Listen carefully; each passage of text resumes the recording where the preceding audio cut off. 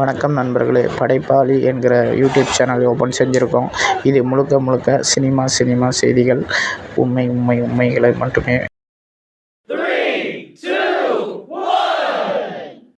ரஜினியும் கமலும் இணைஞ்சு கமல் தயாரிப்பில் ரஜினி நடிக்கிறதாக இருந்துச்சு.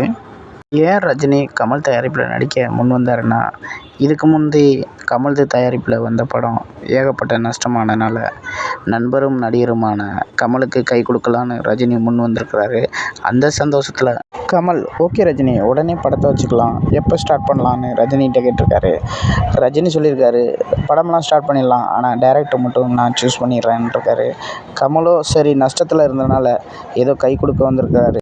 சரி ரஜினி, உங்கள் விருப்பத்துக்கு டைரக்டர் பாருங்கன்னு கமல் சொல்லியிருக்கிறாரு. ரஜினி தாமதமாக ரஜினி கை காமிச்சது பழைய டைரக்டர் சுந்தர் சியை.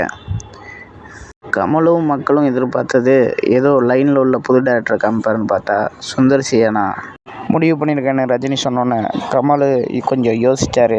மக்களுமே யோசித்தாங்க. இருந்தாலும் Rajini super hit mega hit படம் அருணாச்சலத்தை கொடுத்தது தலைவர் நம்ம சுந்தர் சி இல்லையா? அது மட்டும் இல்லாமல் கமல்துமே அந்த காலத்திலேயே மிகப்பெரிய தாக்கத்தை மக்களுக்கு கொடுத்த அன்பே சிவமும் டைரக்டர் சுந்தர் சி தானே கொடுத்தாருன்னு கமல் ஒரு வழியாக ஏற்றுக்கிட்டு எதிர்பார்ப்போடு இருந்த இடத்துல இறுதியாக சுந்தர் சி தான் டைரக்ஷன் பண்ணுறாரு, கமல் தான் தயாரிக்கிறாரு, சூப்பர் ஸ்டார் தான் நடிக்கிறாருன்னு முடிவான டைமில் குண்டை தூக்கி போகிற மாதிரி சுந்தர் சி ரஜினி படத்துலேருந்து விலகுறேன்னு அறிக்கை விட்டுருக்கிறாரு.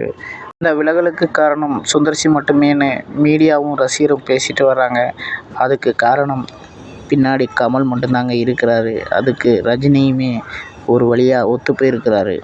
ஆமாங்க, அதை சொல்லலாம். சொல்ல தெரியாத மீடியா இன்னைக்கு ரஜினிக்கு கதை பிடிக்கல, கமலுக்கு சுந்தர் சி சொன்ன கதை பிடிக்கலன்னு சொல்லிட்டு வராங்க. அதெல்லாம் இல்லைங்க. ரஜினிக்கு சுந்தர் சி சொன்ன கதை பிடிச்சிருக்கு. ஆனால் கமலுக்கு ஈகோனால் சுந்தர் சி கதை பிடிக்காத மாதிரி ரஜினிகிட்ட சொல்லியிருக்கிறாரு. ரஜினி என்ன பண்ணுறதுன்னே தெரியாமல் சுந்தர் சியை வெளியே போக சொல்லையும் முடியாமல் ஒரு வழியாக கூப்பிட்டு சுந்தர் சியை சொல்லியிருக்காங்க. கமல் கதை பிடிக்கலன்னு சொல்கிறாரு சுந்தர் சி. என்ன பண்ணுறதுன்னே தெரியல சுந்தர் சி என்ன ரஜினி குழம்பியிருக்கிறாரு. சுந்தர் சி சொல்லியிருக்காரு, நான் வேணா விளைவிக்கிறேன், நீங்கள் அறிக்கை விடுங்கன்னு சொல்லியிருக்காரு. ரஜினி, இல்லை சுந்தர் சி, விருப்பத்தோடு அறிவிச்சாச்சு, இப்போ கமல் இப்படி சொல்கிறாரு. இருந்தும் நாங்கள் இன்றைக்கி அறிக்கையில் இப்படி வெளிவிட்டால் உங்கள் பேர் இமேஜ் கெட்டு போயிடும். அந்த டைமில் ஒன்றும் பண்ண முடியாத ரஜினி ஒரு ஹெல்ப் சுந்தர் சிகிட்ட கேட்டார். சுந்தர் சி, நாங்கள் அறிக்கை விடுறதோட உங்களுக்கு பிடிக்காத மாதிரி நீங்களே ஒரு அறிக்கையை விட்டுருங்க சுந்தர் சின்னு சொல்லியிருக்காரு. சுந்தர் சி ரஜினி இது பேச்சுக்கு மரியாதை கொடுத்து கமல் துரோகத்தை மனசில் தாங்கிக்கிட்டு மனசே இல்லாமல் அறிக்கையை வெளியிட்டிருக்காருங்க. இதுதான் உண்மை.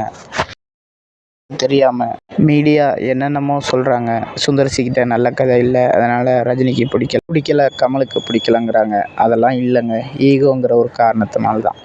அதுவும் கமலுங்கிற ஒருத்தர்னால தாங்க. ஓகேங்க, அடுத்த வீடியோவில் உண்மையான ஒரு நல்ல செய்தியை கொண்டு வரேங்க. ஓகே, நன்றி, வணக்கம்.